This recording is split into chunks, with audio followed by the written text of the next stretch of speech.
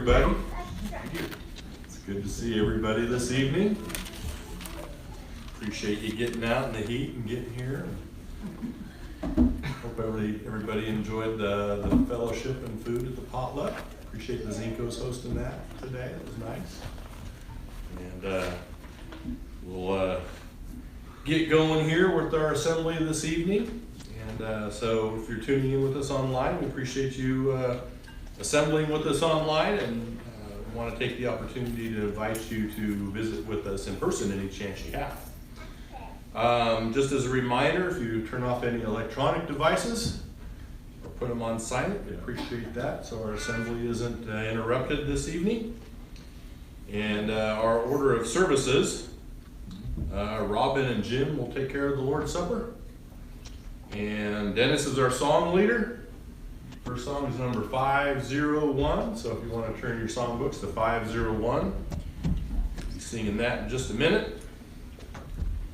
And I will be leading us in an opening prayer, and Mark will be leading us in a closing prayer. And we'll take care of the announcements after we're done. Right? So why don't we go to God in prayer together? Let's pray. Awesome God and Father in heaven, we just thank you so much for blessing us with this day that we've had and then that we still have together to assemble with one another and encourage one another and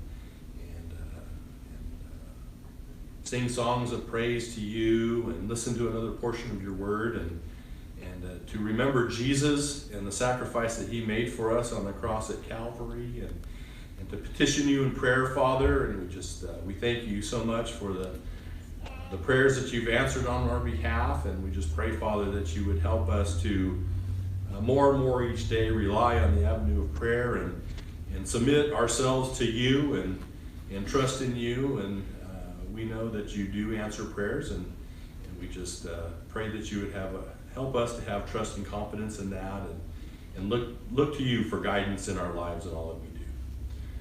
We just pray, Father, that you would be with us this evening, and we just pray, Father, that our assembly together would be encouraging and that would be pleasing in your sight.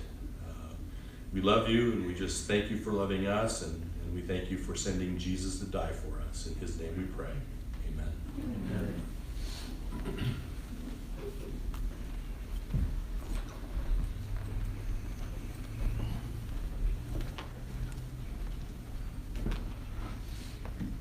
Number 501 is our first song, We'll Worship the King.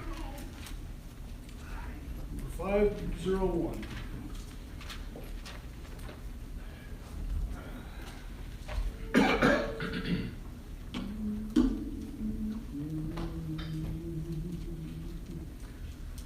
Oh, worship the King, all glorious above, and gratefully sing his wonderful love.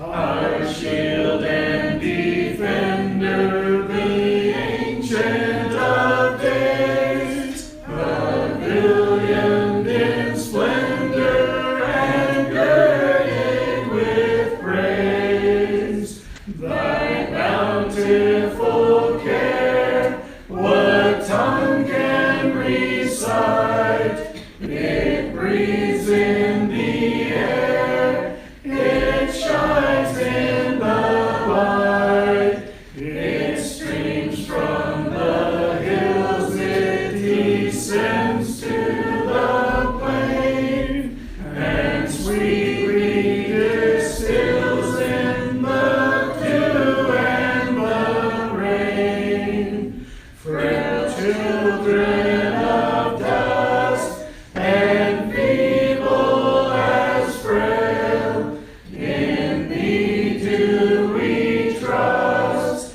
nor find thee to fail. Thy mercies how tender, how firm to the end. Our Maker, Defender, Redeemer,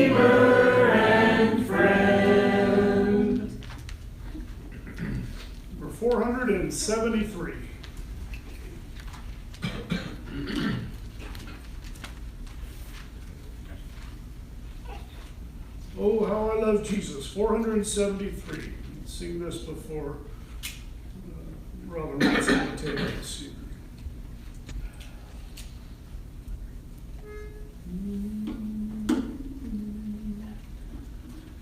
There is a name I love to hear, I love to sing its worth. It sounds like music in my ear, the sweetest name on earth. Oh, how I love Jesus. Oh, how I love Jesus. Oh, how I love Jesus. Because he first loved me.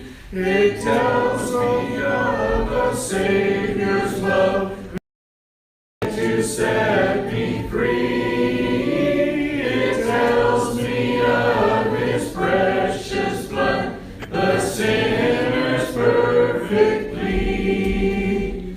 Oh, how I love Jesus. Oh, how I love Jesus. Oh, how I love Jesus. Because he first loved me. It tells of one whose loving heart can feel my deepest woe, who in each sorrow bears a part that none can bear below.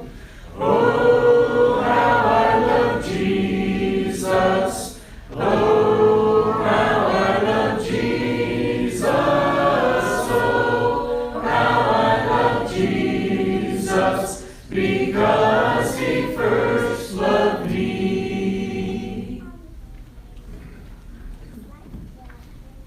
Yes, I don't know if we have anybody Nobody? that needs to partake today. Nobody? Okay. We okay? We can hear. We can hear Robin. Everybody's. Woo.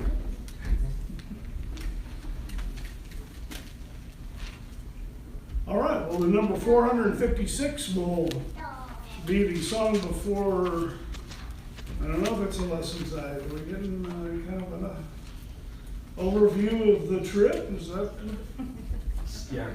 yeah? Okay. Well, that'll be interesting stuff. 456, No Tears in Heaven.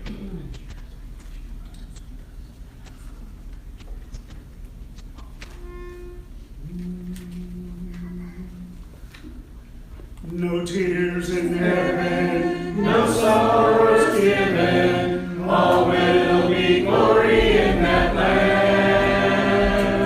There'll be no sadness, all will be gladness, when we shall join that happy band. No tears in heaven, no tears up there, sorrow and pain will all have flown.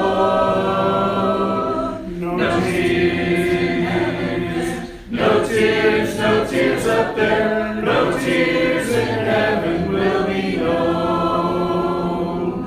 Glory is waiting up yonder, where we shall spend an endless day. There with our Savior we'll be forever, where no more sorrow can dismay. No tears in heaven, no tears up there, sorrow and pain will all have flown. No tears in heaven, no tears up there, no tears in heaven will be known. Some morning yonder will cease to ponder o'er things this life has brought to view.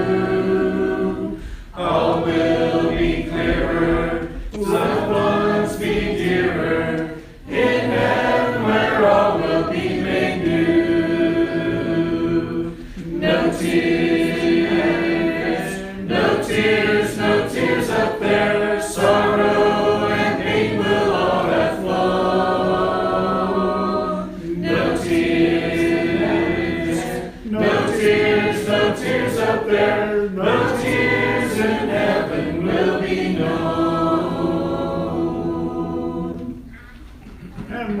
number 421 for the song after the message. 421.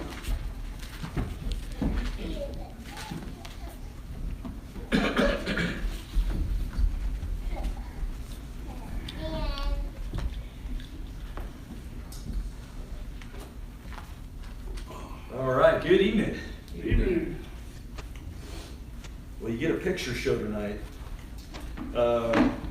We're going to be taking a walk through Rome and a little bit through our trip, but showing some of the different sites and then talking about some of the different things that we learned along the way and connecting them, relating them to what we know biblically, or some of the things that we see here in Scripture as it relates to some of the tours that we took. I want to center it around some of the things that we experienced and saw in Rome as we took this trip, which feels like just like a once in a lifetime trip. Still kind of in awe of the experience. It made me think back to what it must have been like to be there in the first century, to be there in the time when Paul entered Rome, and what that must have been like for him and what he was experiencing. And in a way, it made me think of like when Paul in Acts chapter 17, and he enters Athens, and he's walking around, and what does he see? He sees all of these altars that are built to these various gods, and he's just taking a look around. He's kind of studying them, at least looking at them, getting a feel for the culture, for the people, for what they're about. And he did that just also that he could actually relate to the people, and he could relate to them in the way of the message of the gospel, and formulate a message for them to try and make sense of what their culture was about, and then what God's culture is about. And I feel very challenged by that, by Paul's approach, and very encouraged by the approach that he takes, and trying to talk to different people about Christ, about his resurrection. And there were many who thought he was crazy for it, and others who wanted to hear more about it. And so as we were there, and I'm standing even in the Colosseum, and I'm thinking about the games that took place, and then the lives that were lost in the different ways. I'll talk more. I'm not going to talk as much about the Colosseum in this one. I'm going to talk more a little bit about the Colosseum in another lesson, and connect it with some of the stuff with the Christian persecutions and things of that nature, and what was going on with all that. And so as we get into all of this, I felt very humbled by a whole lot of what mankind's efforts have been over the years. And I mean, the ingenuity, the craftsmanship that you're going to see in all of this, and that, of course, you've probably seen your own share of pictures of any number of these things, but I'll walk us through some of this. It really speaks to a lot of what mankind, one, is able to do, and historically has done throughout history, to honor their culture, to honor individuals, and even to honor what they feel is either honoring God or the gods, kind of a concept. And it really speaks to a very religious mindset, just again, like Paul spoke of the people in Athens. I perceive that you were a very religious or superstitious people. Here's the map of where we were staying, up in the upper right, Genova Hotel. I don't know how well you can see it, but you can see the blue lines going right there. the blue dots, follow the dots. This is where on our, actually on our second day, we were making this walk. We had the early part of the day to walk around Rome. The first day was the day we flew in. That was Hannah's birthday, so she turned 18, and we got to see the Colosseum. And the Colosseum's in the lower right corner, Colosseo. And so we weren't very far at all from the Colosseum, maybe about, I don't know, maybe 3/4 of a mile, I think is what it was, or something to that effect. All in all, on our second day and on our walk, we probably walked at least 3 miles. We're going to end up on the far left over at Vatican City. And so we really weren't that far from Vatican City either. But we ended up walking from the Genova Hotel to the Piazza della Repubblica. And then from there, we moved on down to the Spanish Steps, if you've heard of the Spanish Steps. And the Spanish Steps, I'm going to be switching back and forth here between this and some of our photos. Let me back up. So the Spanish Steps, yeah, here we go. This is what it looks like from the top looking down, if you can see that. And then looking from where we're standing, looking back up. And so here's at the top of it, there's a church up at the top, and I use the term church as they're using it, building a structure. And what you see in this is an Egyptian obelisk, and you'll see those all around Rome. And so in even before Christ, when the Romans overthrew the Egyptians, and they brought back these Egyptian obelisks, and those are just all over town and of various sizes. And so that's 2,000 years old at least. That and all the other obelisks that you see. And so the Spanish Steps are really neat, pretty impressive. Go down quite a ways here. And there we are at the bottom of them, looking back up and catching a picture. So many tourists. It was hot and muggy and lots of people. So we had lots going for us there. There's a little bit better of a picture of what we're looking at. Let me show you. At the bottom was a fountain, and it was free. Glad you got it. All right. And so I don't even remember. So there's a whole lot that our tour guide had told us, and some of the many things that I don't remember. But they had these little platforms here that you could walk on. People were taking pictures, and so we got that. There's Levi, and then some of us. I about slipped and fell in the water because my shoes didn't have any traction on the bottom, and so here we go. We got, we pretty much got everybody. Amy wasn't willing to risk it, so I blame her. And so here I am, safely standing, made it alive. And so in the background, you can see another monument back here, and there's various individuals, so many different saints and historical figures that they honor, and they're representing in a lot of their imagery. Here's one of the police cars. So very scary. Don't want to get caught by that if they can catch you.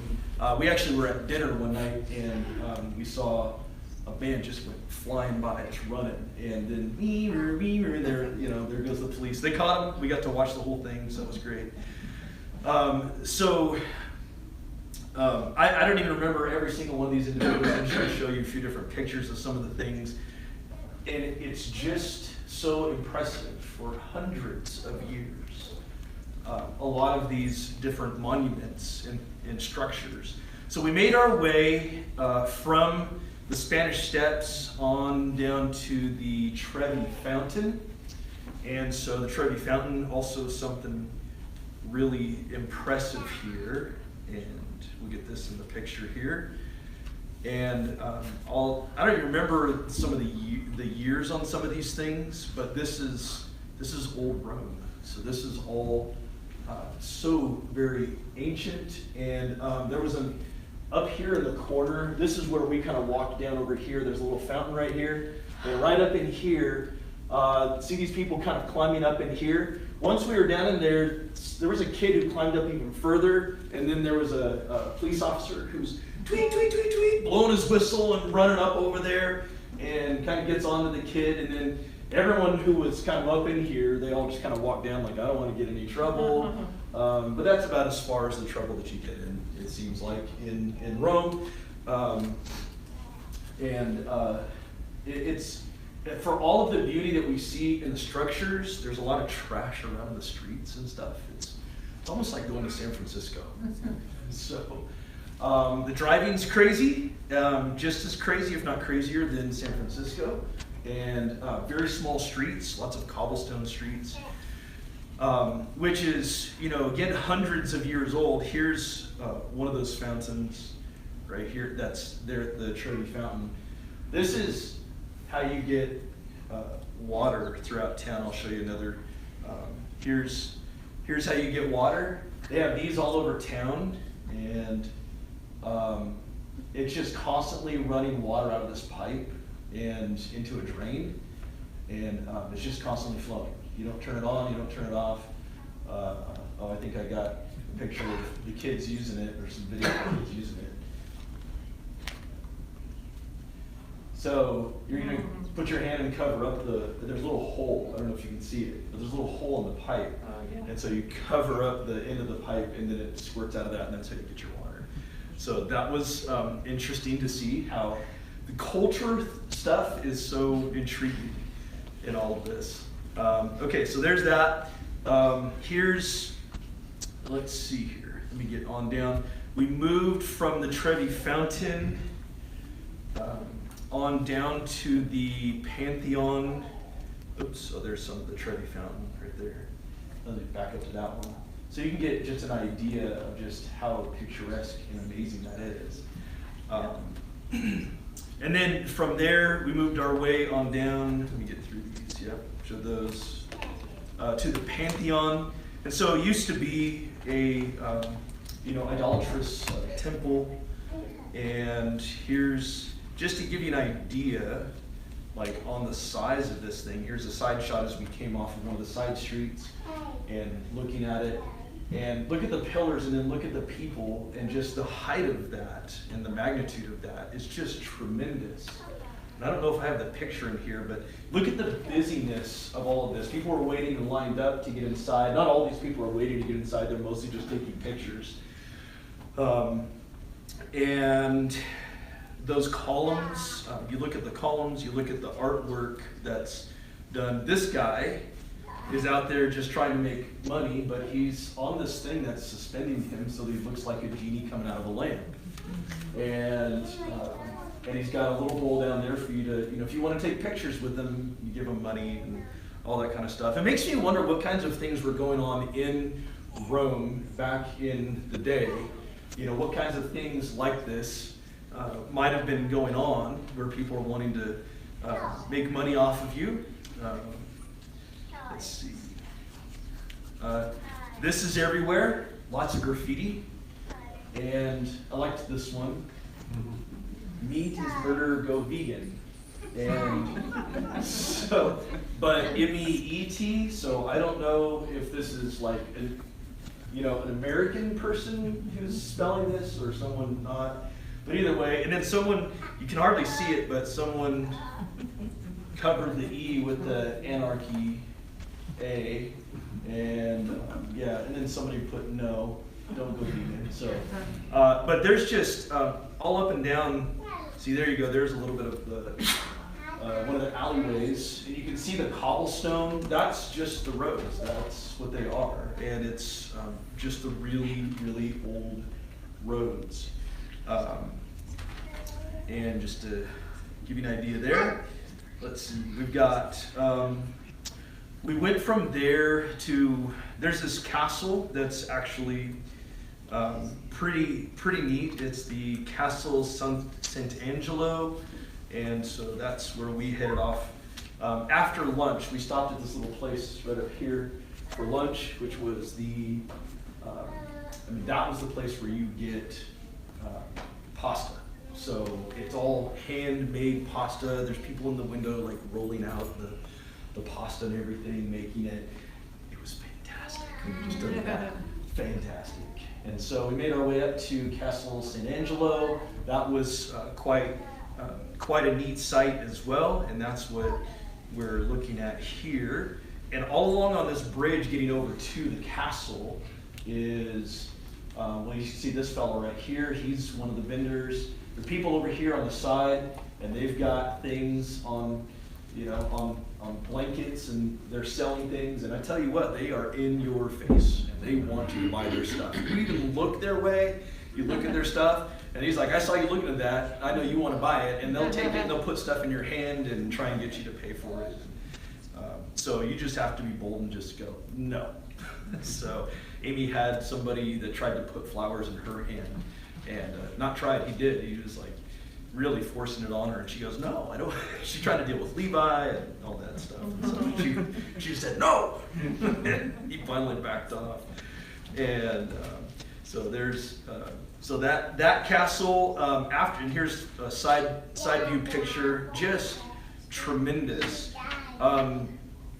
And this is a lot like what the original wall of Rome looks like too, which is a lot of it, or a portion of it, still standing. 2,000-year-old wall, which was absolutely impressive. Levi had to use the restroom, and so this is the entrance. And so Maeve had told me about it, but I was trying to wrap my mind around it. You pay to go into the restroom. So there's a turnstile, and the lady's going, give me the $1.20 euros. And I was holding the coins. I go, here. I don't know which ones make up what. So she took it, and that was that. Here's part of the original wall right there from Rome. So 2,000 years old. That, and occasionally along the way you'll see different sections of it as you're going around. This is the traffic going through, and rules of the road are more guidelines. So just as a pedestrian, just watch out, watch yourself. And makes me wonder if the horse and buggy or horse and chariot thing was the same way then. I don't know. Let's see here. Once once we did all of that stuff, we finally made our way off to the Vatican and Vatican City. And Vatican City is all of like 121 acres is about the extent of it. It is its own place. It's almost like Washington, D.C. kind of a thing. So the Pope is the head authority figure of Vatican City. So all of the authorities in Rome, they don't have jurisdiction in Vatican City, and vice versa as well. And so the Pope has his own guards from the Renaissance time as well. They still wear the same garb and have the same spears. I wasn't able to get a picture of one of those, but it looked interesting. It looked almost like clowns, but you know, the colors of those. So here's where we first set foot in Vatican City, and we get a view of St. Peter's Basilica, and as they call it. And so Basilica is basically something that they would consider a place of worship, a chapel, a church as they would refer to it, that kind of a structure for worship. So there's the top of that. It was starting to rain a little bit on us, and which was nice because it cooled it down. And I about slipped in all of that. All this, all the flooring everywhere, it's marble, it's granite, it's different kinds of marble, and I think I was about slipping on anything if it had anything wet on it. So, let's see. Here we go. Yeah, here's some of our stuff for dinner. Trying to get to. We had. Where did those pictures go? Oh no! All my Vatican pictures. You mean the ones that you took on my phone? Huh? Pictures that you took on my phone? Yeah. Because your phone was dead. Okay, so you got to see a lot of There you go. That's the Vatican. Unless they load it on here later. That's right. I can show some more of those later. But in our time, so what we're seeing right now up here is we went from there. We ended up going to Mount Vesuvius and Pompeii. And Mount Vesuvius that erupted and overtook Pompeii. And so here's the inside of the volcano, all of that. I didn't plan to get as much into all of that. Right now, this is all the stuff that has to do with Pompeii, what I'm pulling up on here. And that, so in 70, right around 70 AD was when, or 71, 72, right in there, the mountain erupted and just totally overtook Pompeii. And you've got this city that they unearthed from all of the lava flow and everything that destroyed the city. And it's amazing just how big the city is and how much it's actually standing. And all of the structures. And actually, we ended up in one of the rooms where, one of the houses, where Nero, let's see, a relative of Nero's second wife, like some of her family, actually lived there in Pompeii. They would have likely died in that. Here is one of the individuals, one of the people who died in it. And this, they determined this was a woman. They saw, they were able to determine that she looks like she was pregnant and actually very small, but they said it looks like she was probably like trying to just cover herself up and cover and protect the baby type of a thing, the way that looks. But that's one of the individuals who was unearthed from all of that. Very tragic thing. And you look at all this and you think, man, what is all of this and what life must have been like for them? This city had to have been a bustling place. This is the city square. And you look at all of these, you look at this, there's Mount Vesuvius in the background here. Here's the city square. And looking around at the pillars that still stand and all of this. And all of, you can see a little bit here, marble, like just pieces of the marble. This whole square was marble.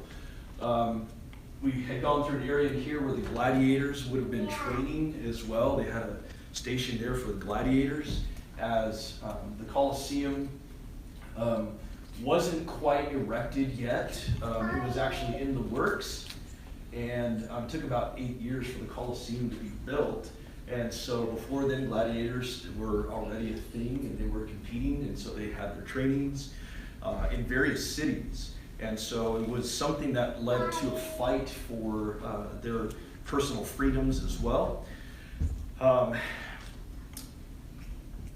yeah, here's stuff from the ship. Just to give you an idea on the ship that we were on, there's the slide that the kids got to go down from deck 6 all the way up to 16, started up there. Just impressive. And the rock climbing wall. So there's all kinds of stuff. I know those Vatican pictures were in here. I got mixed up on where they were. This was, right here, this was Barcelona. And we got to see, this was kind of like the first picture. I'll show this one right here. First picture we got to take right there in Barcelona. In the background is, Amy wasn't going along with the rest of us. Actually, I think she was. That was her, I'm a 5th grade teacher. And so, it's a what? So we almost got hit by a bus. Oh, yeah. Yeah, there were a couple times we almost got hit by things. Okay, so right here is a memorial. This right here is the Christopher Columbus. That one's not a good one. Let's see. Christopher Columbus memorial they had erected right there, kind of at the close to the beach, at the center, kind of at the center of a lot of the traffic and everything, circling the traffic circle there. We got some electric scooters and rode around, and this was one of the basilicas, and this is really impressive when you look at all of this. The amount of detail and how tall this is. there was so much construction on so many things. I think, as I mentioned before, in Rome as well as here in Barcelona, but in the year of Jubilee is next year. For them, it's every 25 years. And it's a big, big deal. So there's a whole lot of renovations going on. And this thing, we're just going to get through some of this. Oh yeah, we thought we saw Rue. There we go, Robin and Cheryl's dog. And you just zoom in and look at all of this, the artwork and all of what it must have taken to build all of this. Just absolutely tremendous. We just almost don't even have that kind of craftsmanship that goes on today with that kind of thing. So a lot of that there. So Danny, on that basilica, when you go walk around the outside, is the entire story of the life of Christ when you go around? Is that what that was? So we didn't take a tour, we just went there and looked, so I wasn't sure what the deal was. So the whole life of Christ around on the outside, yeah.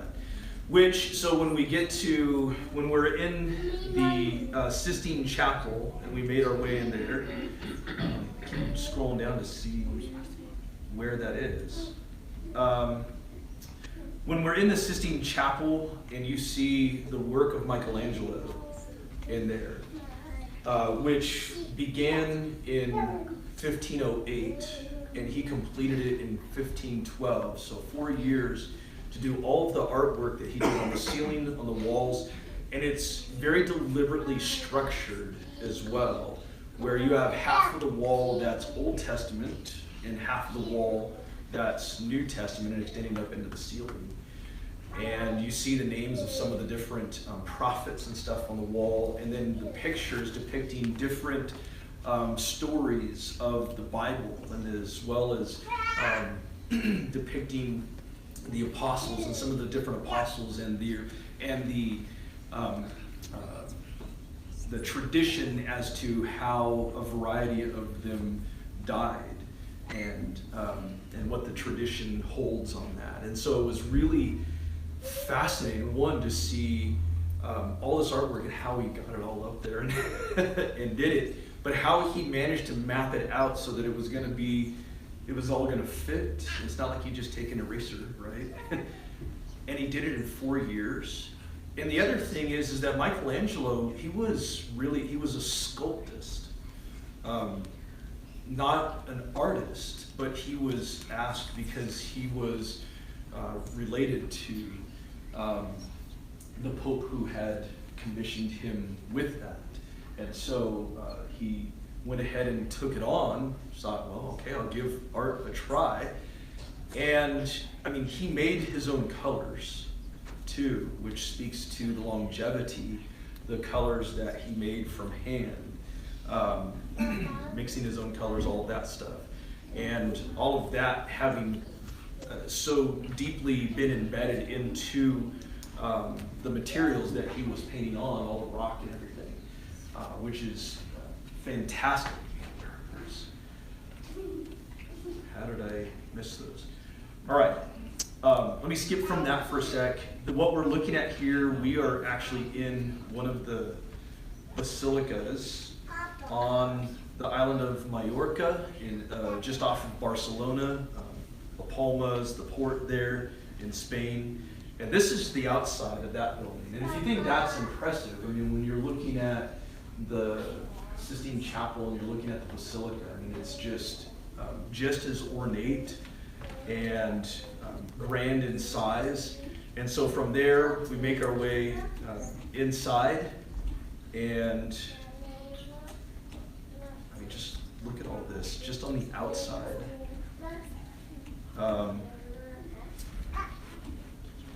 This one right here, before we can make our way inside, taking a note of the rock wall here and the work that was done. So this is like 2,000-year-old rock wall kind of stuff, and then the later stuff that was added by Muslims had come in, and then after the Muslims, then Christians had come in and had built up the rest of all of these things, or restructured things. And so there's a whole lot going on there with some of the history. Let me get it. You're just getting all of it. We walk in and we see things like this on the sidewalls. Let me get a picture from the back. Here we go. This is what we walked into from a side door. And looking at this, the ceiling is 43 or 45 meters high. And you can see from the stained glass shining through, the sun shining through on the pillars on the right. That's what the colors are from. And on the opposite wall is another stained glass window, this one here. And the one shines across on the other, or below the other, like 2 times a year, where it shows one and then the other right below it. I didn't, our tour guide had a picture of it. Really spectacular. On the side, and here, this was kind of typical, like of the St. Peter's Basilica, as well as this basilica in Majorca. On the sides of the main area of the chapel are these stations where they have dedication to various saints. And you can go over to that, and they have candles, and you can say your prayer to the saint, and you're petitioning the saint for them to petition God and on your behalf for a specific kind of blessing.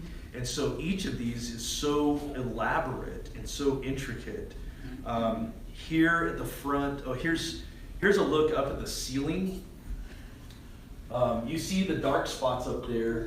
Those are from the candles that were on the chandeliers, and they would light them and hoist them back up and have them placed. And so it's just from all the smoke from the candles, when that's the only source of light besides the sun. Here's on the left and right in the main auditorium there was this, there's this, I guess, rostrum, podium, whatever you want to call it. You can see the mic on that, the staircase going up to it. That was on the right side. And then this other one on the left, I don't know if they were having like a preach battle or something like that, or why they have 2, but they've got these very intricate, I want to preach from one of those. I want one of those in here. Okay. Here's the other thing I want, and I want you guys to see this. This is right before kind of the main area where they perform the service. This right here is a tomb of a particular cardinal, I believe it was. And so this was all, he's buried right underneath that, and they did all that tile work with all the granite and the marble and all of that. So I'm trying to figure out where my plot's supposed to be for later at some point. And they were trying to be very respectful of not, at least our tour guide was trying to emphasize, don't walk across that. Here's up front, kind of where the main area of service is, the table, and you can see some of the other things in the back.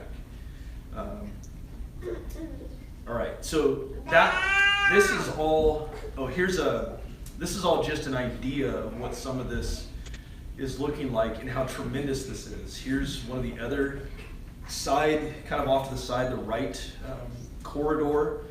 And all of this. This is some modern stuff that they did on the walls here. It was something that they took on a project within the past decade or 2, if I recall right. And so representing life and death is what's going on in that. And then some more of these stations. This is a confessional. There was actually in St. Peter's Basilica, there was someone actually at one of the confessionals, and they were standing there talking with a priest who was serving there in the confessional. So that one's a little bit simpler one compared to what was in the Peter's Basilica. Here's another one of the side stations with the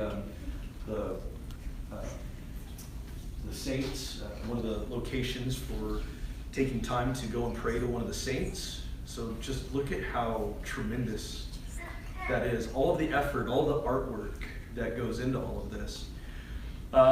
This right here is the garage of the 6th richest man in the world. Can't remember what his name is right now. And the hallway, let me see, this is the alleyway of that place, and that place is one of the most expensive places in the world. Right here is where we were. So that was on Majorca. Here's some more graffiti. We found this graffiti. Thought everyone might appreciate that. So there we go, Seth. Thank you, Seth. And well, I don't know where those pictures of what we were looking for went. Is this them? No?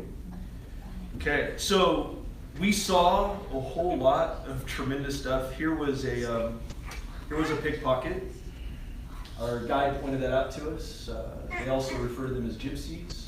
And she was going along and begging along all the people sitting on the steps. She was walking right down along there and asking people, kind of really pressing them pretty hard if they showed any semblance of not being firm. So there was that. This is a palace that we ate at on Majorca, and it was truly fantastic. When you look at Florence, I'm sorry, in Florence, when we were in Florence, thank you, Amy. You look at some of these different rooms and the chandeliers and how ornate all of this really is. And just absolutely fantastic. So I'm looking at all this. So this is the restroom right here. This is one of the men's room, and I'm looking at all this. And I'm just going, man, look at. We don't have stuff like this back home. These are some of the do not enter signs right here. There's that one, and this one. So some wine glass being spilled.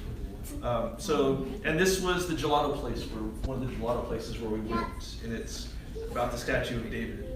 And so we thought, let's go in there. All the shops that you see in any of these places, it's these little hole-in-the-wall kind of places, and they barely have any width and any depth to them. There's not a whole lot to them.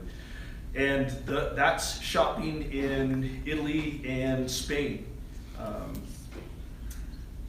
And then now, so here's what I'll show that I thought was significant that we encountered on a couple different occasions, but in Florence as well as Pisa. Here's Pisa and the Leaning Tower, and so you can see the Leaning Tower back over here. You see the cathedral here, the basilica, and then this dome. Anybody want to take a guess as to what this domed place is? Mortuary? No. That is the baptistry. So look at that structure. Okay, here's our baptistry, and that's a baptistry. Okay, now we know how to do it right. But that's where they're baptizing babies, because you're not allowed to go into the church without what? Without being baptized. So the mortuary is next to it. It's down there. They have all those obelisks all buried in the floor, cemented in the floor. We're back over here. Yeah, there's another building over there. Oh, okay. Yeah, we didn't go beyond Pisa over here. And of course we had to take some of the regular Pisa pictures and stuff. But there's a good look at this. But to give you an idea too, so there's nothing about Pisa other than this right here. This is it. Pisa is simple. There's not a whole lot to it. You go here, you see this, and this goes to show what I know about history. I didn't even know that the Leaning Tower is just a bell tower, and that's it. That's it. We went to see a bell tower, and so our driver in Rome was pretty funny because he was like, "What'd you think of Pisa?" So it was fine. It was pretty cool. He goes, there's just a bell tower. That's all you see. And then that's it. And I was like, yeah, that's about it. And some neat history. I mean, the guy who originally started to build the tower, and the tower started to lean, and he quit the project, and he just got out of town and never was seen and heard of again because he was embarrassed. But then they decided to take on the project again. And so, I mean, it's like over 100-year project that went on with building that thing. And that's pretty impressive. Here we go, just to give you an idea. Took so many of these pictures to try and just get it right. Hannah's holding up not only Pisa, but the guy's head right here. And there we go. Chloe had a pretty good one in there too. And I don't know, let's see, Levi, we had some pretty good ones in here. There were so many, I can't go through them all and get down to it. I had my own. Amy didn't want to take part in it.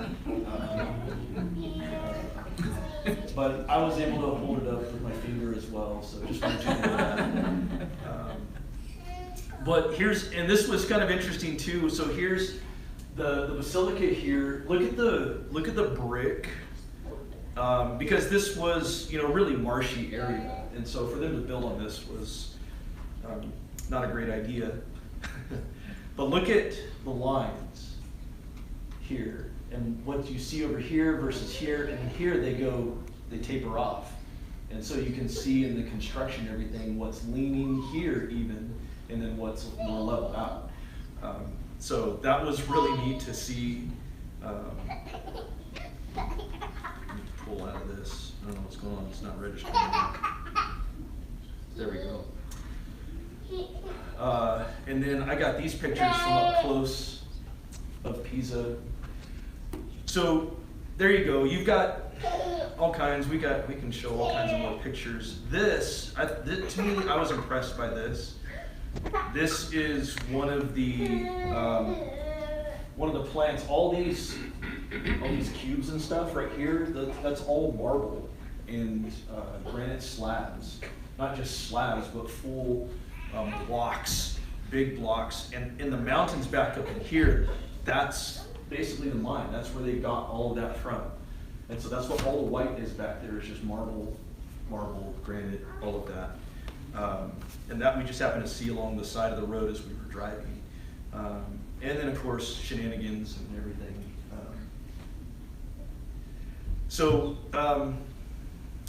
And then the Golden Gate Bridge. Amy, I know I loaded those onto my phone, but they're not on here. I don't know where. All right. Yeah, I shared it with you and you pressed the X on it. Oh, did I? Well, I here's just watched you press that. yeah.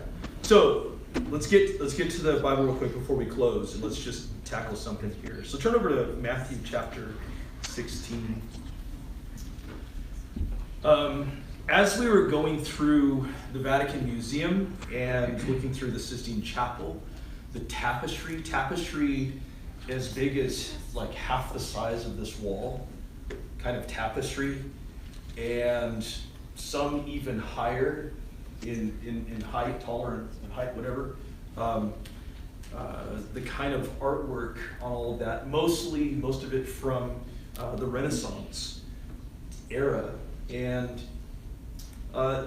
looking through all of this, and I just was thinking about how much people put into the look of the setting for what they consider a place of worship, right? Looking at this is so simple in comparison to that.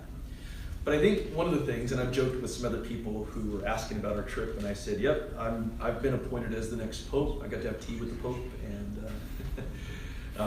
actually every Wednesday morning he comes out on the balcony and he pronounces a blessing. Every Wednesday morning at 9. We didn't get to be there for that. We were there on Wednesday, but we didn't get to be there early enough for that. But in Matthew 16, the question that comes out about Pope and all of this, and Peter being appointed as the first Pope. So this is something that we did when we were in Barcelona on Sunday, And so tried to find a group of Christians to meet with. Supposedly there was one that met in a local park there, but I wasn't able to get a response from them to know where to meet up and when. So we just met in our room, and we had a little study, and we talked about some of the things that we had been through and looked through, and we talked about this text, and we talked about some of the idea of the Pope, because Peter, right, is referred to as the first Pope. So in Matthew 16 and in verse 13, when Jesus came into the district of Caesarea Philippi, he was asking his disciples, "Who do people say that the Son of Man is?" And they said, "Some say John the Baptist, and others Elijah, but still others Jeremiah or one of the prophets." He said to them, "But who do you say that I am?" Simon Peter answered, "You are the Christ, the Son of the living God." And Jesus said to him, "Blessed are you, Simon Bar-Jonah, because flesh and blood did not reveal this to you, but my Father who is in heaven.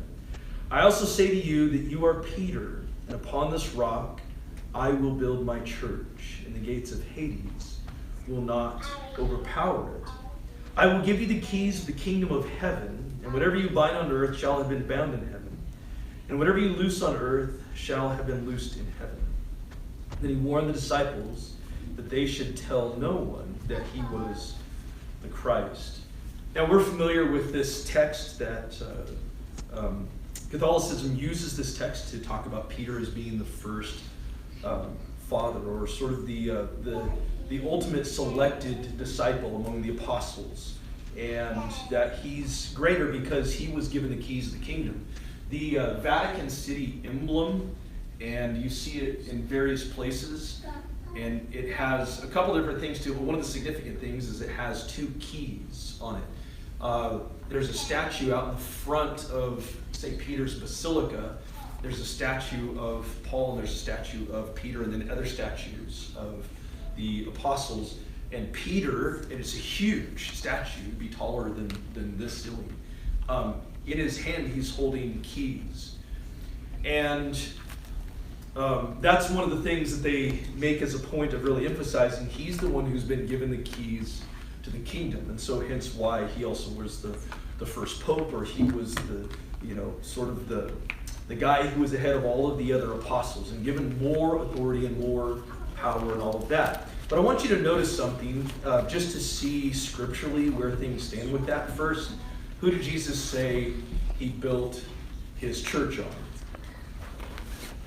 He didn't say anybody. I say to you that you are Peter, on this rock I'll build my church. And of course the play in terms, Petra versus Petros, rock, a little pebble, which is Peter's name, versus stone, or a foundational kind of a stone that he's talking about. And what is the foundation of Jesus' church? Confession that Jesus is Christ. Confession that Jesus is the Christ, what Peter had spoken. That's what Jesus says is what his church is built on, what it will always stand on, and why the gates of Hades will never ever be able to overpower it, prevail against it, cause it to crumble or anything, because Christ's people, his saved people, are built on faith in him.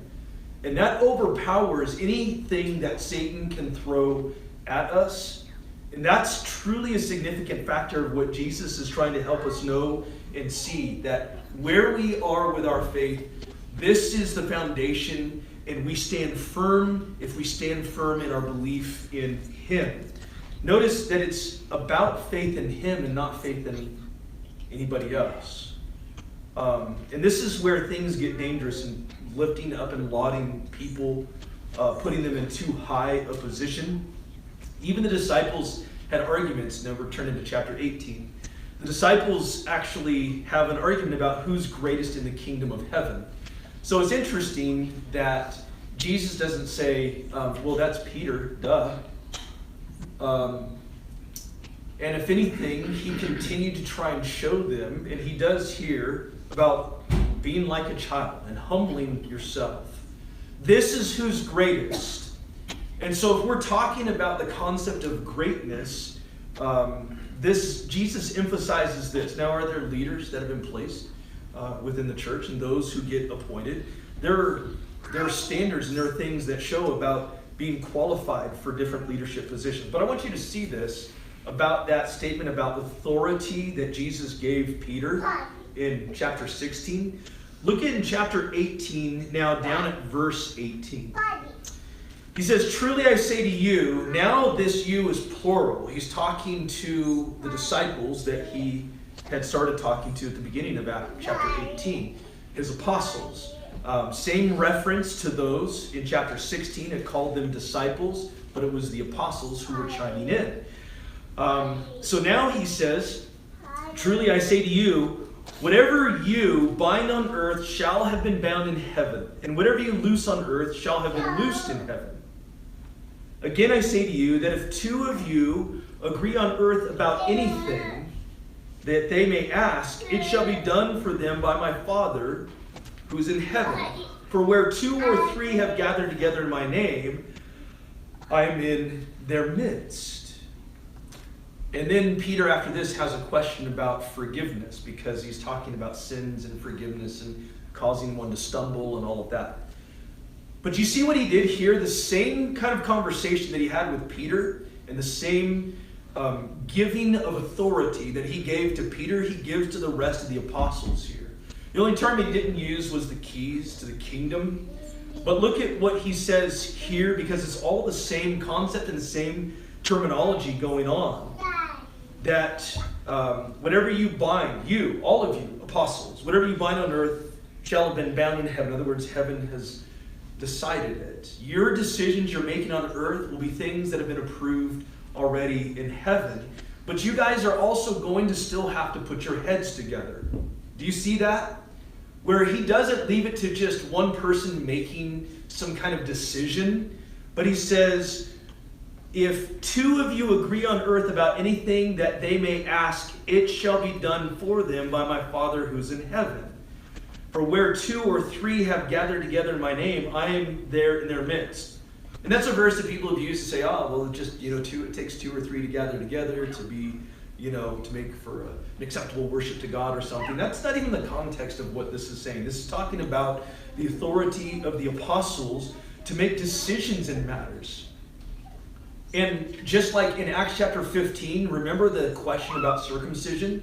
And then they gathered together, various apostles ended up gathering together, Paul and Barnabas, Peter, James, John. They all gather there in Jerusalem, and they're having this great debate or questions and answers about what to do about the issue of circumcision.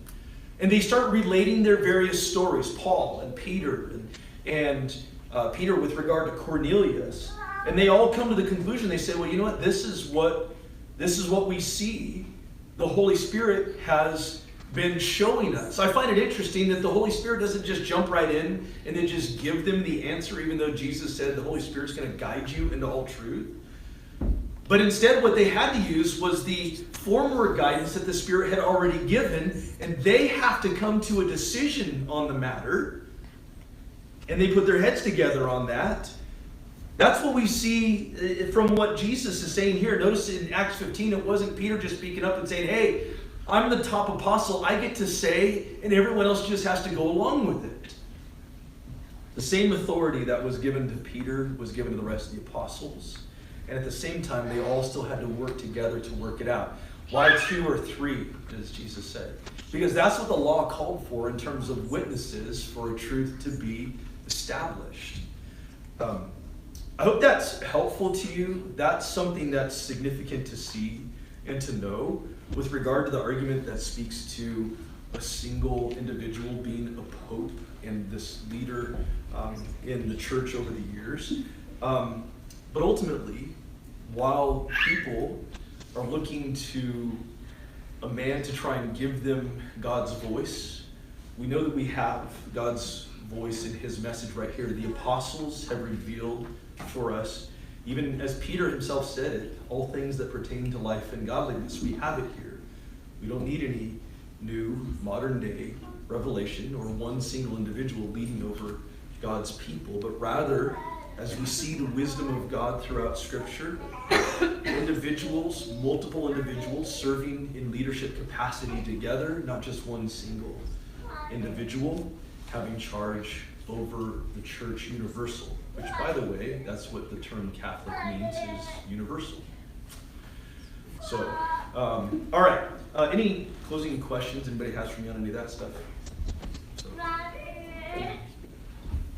all right. Thanks for hanging in there with me. That was a little bit of our trip. I really appreciate my dad paying our way for that. It was a lot. And appreciate the experience, and hopefully we can take that experience with us and use the stories and use the scenarios and all that kind of stuff to the glory of God and to share more of His Word with others. Hope this has been enlightening somehow to you. So we're going to sing a song that Dennis has selected, and if there's any spiritual need we can address for you, let it be known. Stand. Let's sing.